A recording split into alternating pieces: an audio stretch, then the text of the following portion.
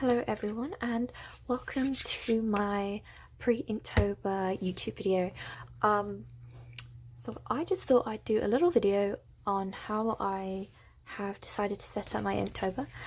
So for my birthday, which was in September, I actually got a gift card to Michael's, and I've got a lot of art supplies, so I thought I don't really know exactly what I'm going to buy with it, though it always ends up something good, like don't get me wrong. But I wasn't quite sure exactly what I was going to buy, and so finally, a few days before Inktober begins, I have an idea. So I went in and I actually got this on sale, and this is a little ring binder, and it's usually used for these to-do lists and things like that. So I bought that, and I bought an individual hole puncher. Now you can buy a hole puncher that has 6 but it costs $27, and I just thought that was ridiculous. So I just bought like an individual hole puncher and normal sized holes. I have a littler one and a bigger one, but this is the one I used, just regular. And I just punched some holes in some of the paper that I'm about to be telling you. This is the smaller one, but it didn't really work out, so I got the bigger one, which was about $5 instead of 30, which I think is much better. So anyway, I'm just going to explain to you how this is going to work for me and how I am going to tackle Inktober. So first off, I am using Catnip's Inktober list. She has some really cute things on there. I will just raise this up here so you can have a look. These are her Inktober prompts. They're quite cute little prompts, and I really just wanted to do something chill this year, something that I feel like I can keep up with, nothing too serious. And I know Catnip does a lot of really cute little like chibi illustrations, so not chibi exactly, but you know, cute little things. And so I thought using her themes, I might try some of that. Maybe I'll do some other pieces, especially on the watercolor, that are a little bit more extravagant, but just to keep things simple. If I'm feeling like I can't make it through the day for the Inktober stuff, I'm just going to do something little and simple. So what I did was I labeled them, as you can see on the other side, M and W, and that means marker paper and watercolor paper. So what I did was I cut out pieces of paper, and as you can see, I'll just pull one out right now if I don't make a mess. I have a paper cutter thing, so I cut pieces of paper all in this size, and I put them in the book like this. And in the bottom right, I've labeled the number and the prompt in just a very light color. I know some people would think like maybe it ruins it with this hole punches, but for me it's about productivity. What can I do to set this up so that I will actually do these prompts, and like if I have to sacrifice a little bit of you know, a little bit of appearance stuff with the hole punches, but have it all here in one place, have it really easy to access and make it more likely that I'm going to do it, then I will do that. I can always cut the whole parts off afterwards. It's just for fun, right? And I think this is going to really work out. So I labeled them W and M for watercolor paper and marker paper. So if you see number 1 is an M, which means that this is marker paper. So my pumpkin pie prompt I'm going to do in marker paper. I just kind of eyeballed it. I thought, which ones are more likely to do cute little marker drawings? Which ones am I more likely to want to do a little bit more extravagant, maybe a little bit more. I'm better at that with watercolor, so I thought it would match better to do watercolor with those ones. But I can still do cute little prompts with watercolor too if I'm not feeling it that day.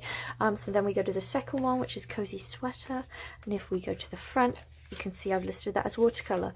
So this is watercolor paper. I have lots of watercolor paper sitting around. I use some of my Strathmore series 500 for this, especially at the end, but the first few I do have some Arches hot press, and I do have some also can't really remember, I think maybe Be Creative paper, and I like all of those. Strathmore is a little bit less quality in my opinion, but it will work for the Inktober prompts. So I'm thinking I might do one at the bottom of the page and just do little sketches at the top just to see. Yeah, so that's my setup, and now we're just going to go through some of the supplies that I plan on using just so I can keep myself accountable. So obviously it is Inktober, and I did a little while ago buy myself some India ink. I have no idea how this is going to work. Like, it says waterproof, so I think that means that it will work with the watercolors. So this is what I'll be trying out with watercolors, but I mean, I do also have my microns as well, for if I'm not feeling the ink that day, and I think that's okay. You know, again, productivity. There's not set so many goals, I can't do any of them. I have a couple of the watercolor test strips here. I will be testing it and just to make sure that the watercolor doesn't smudge the ink, and also to make sure that the alcohol markers don't smudge the ink. So then I've got some of my watercolor paints here, just so we can see some of the ones. I am currently using M-Gram for many colors. I have a little palette, but I do have a couple of other brands. What my brands are, I don't remember. I've got them written down. Yeah, I've got some M-Gram, I've got Daniel Smith's. Most of them are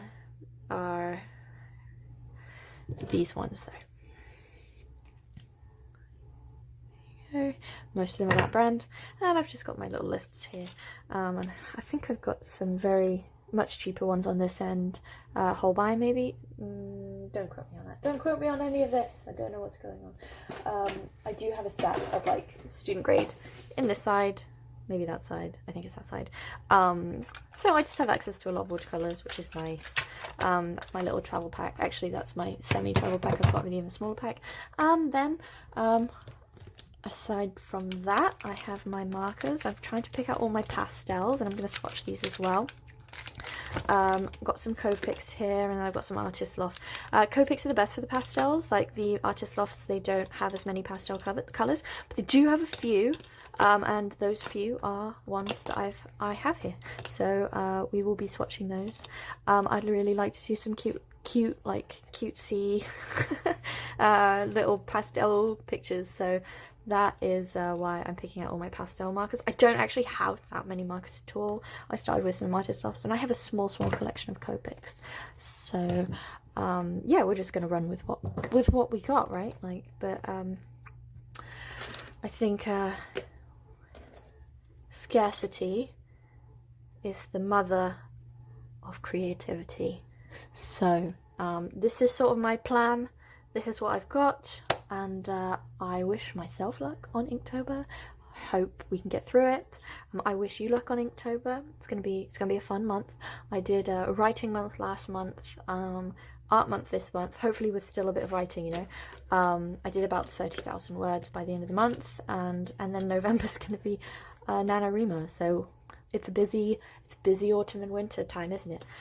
Anyway, I hope that was interesting for you guys. It's always really interesting to me to see how people set up their Inktober. Some people sketch in advance and have plans and stuff, and you know what, I really appreciate that. I think it's really fun just to sort of do whatever works for you, you know, like there's no rules. It's just a challenge for productivity. So I hope you guys have a good day, and I will catch you next time.